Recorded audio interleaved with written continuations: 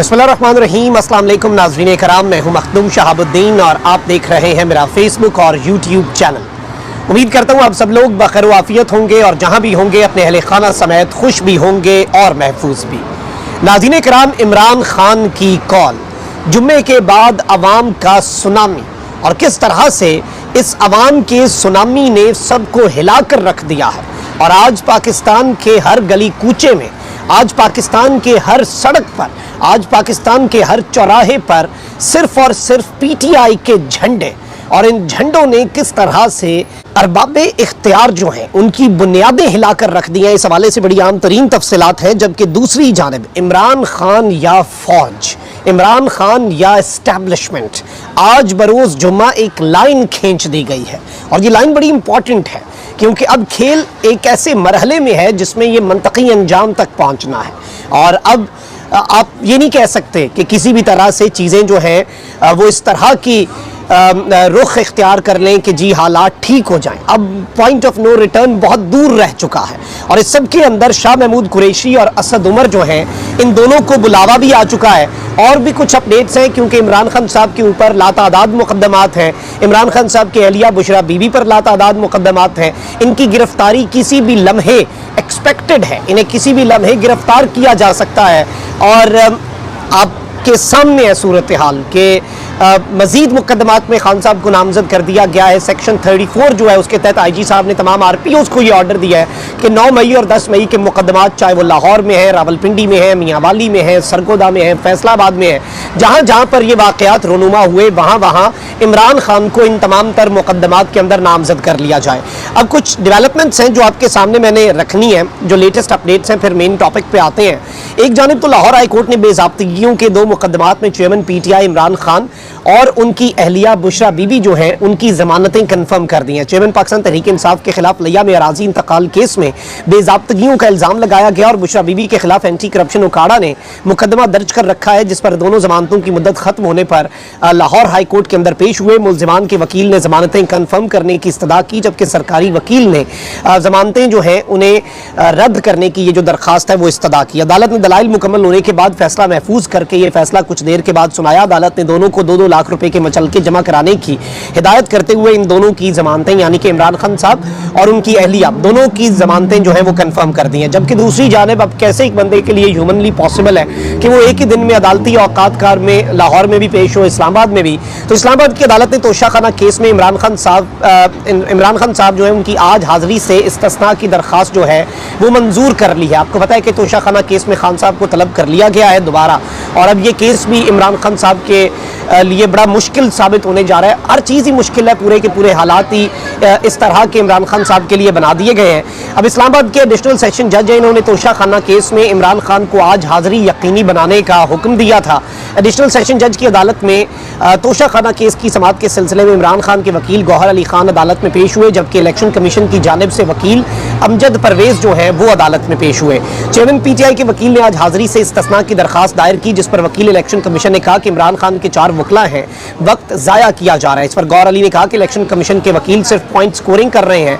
Chairman PTI के senior वकील ख्वाजा हारिस हैं। इमरान खान के वकील ने समाअत 10 जुलाई तक मुलतवी करने की इस्तदा की, जिस पर इलेक्शन कमीशन के वकील ने कहा कि चेयरमैन पीटीआई की वकला की जानिब से ताखीरी हरबे जो हैं वो अपनाए जा रहे हैं।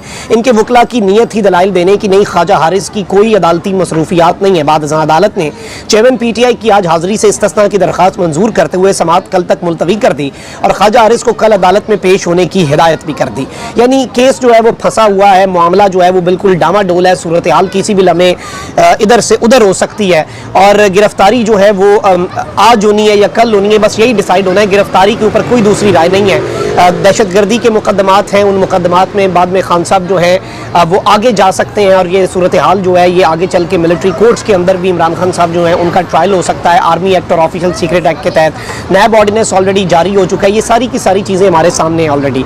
अच्छा, मैं आपको यहाँ पर ये बताऊँ कि 9 मई को फौजी तनसीबात पर हमलों में मुलव्वस जो मैंने एक खबर दी थी उसकी अब तस्दीक हो गई है और इस वक्त ये फैसला हुआ है कि 9 मई के वाक़यात के अंदर हमलों में मुलव्वस जितनी ख़वातीन हैं, और अब इन्हें मेन स्ट्रीम मीडिया जो है वो कंफर्म कर रहा है, इसलिए ये खबर मैं दोबारा आपके सामने रख रहा हूँ क्योंकि मेरे यूट्यूब चैनल पर यह खबर आपको 2-3 हफ्ते पहले ही मिल गई थी कि आर्मी चीफ का ये फैसला है कि ख़वातीन और कम उम्र जो हैं अफराद जो 18 साल से कम उम्र हैं उन पर अदालतों के अंदर ही केस चलेंगे, फ़ौजी अदालतों में ये इनके केसेस नहीं चलेंगे। ये फैसला पाकिस्तान की मिलिट्री इस्टेब्लिशमेंट ने किया है कि ख़वातीन और 18 साल या उससे कम उम्र के जो नौजवान हैं या फिर जो स्टूडेंट्स हैं उनके केस किसी भी सूरत मिलिट्री कोर्ट्स में नहीं चलेंगे और ना ही फ़ौज कोई बहुत ज़्यादा पुश करेगी कि उन्हें कोई इंसदाद दहशतगर्दी की अदालत या जिस भी मुतल्लिका अदालत में वो सिविलियन कोर्ट में है वहाँ पर उन्हें कोई सज़ाएँ भी हों।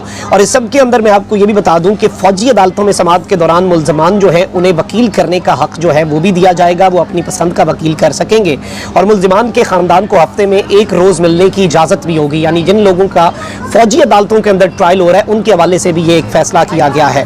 और इस सब के अंदर मैं आपको ये बता दूं कि इमरान खान साहब जो है उनका केस फ़ौजी अदालत में लाने पर गौर किया जा रहा है, जबकि इस सिलसिले में बाज़ वज़रा की राय है कि इमरान खान साहब का केस अदालतों में ही चलाया जाए और फ़ौजी अदालतों में ना ले जाया जाए, क्योंकि इस सब के अंदर सूरत हाल जो है आपको पता है कि इमरान वो एक लास्ट आप कह लें कि हरबा होगा, लास्ट रिजॉर्ट होगा या आखिरी ऑप्शन होगा अगर इमरान खान साहब कंटेन नहीं किए जाते और बाकी सारे जो ऑप्शंस हैं वो फेल हो जाते हैं, सिर्फ उसी सूरत में फिर इमरान खान साहब जो है उनका ट्रायल फ़ौजी अदालतों में होगा। ये खबर भी मैंने आपके सामने रख दी थी और इस खबर की तस्दीक भी अब हुकूमत के अपने करीब समझे जाने वाले जो मीडिया आउटलेट्स हैं, जो मीडिया चैनल्स हैं वो कर रहे हैं। अब ज़रा मैं आपके सामने 2 चीज़ें रख दूँ।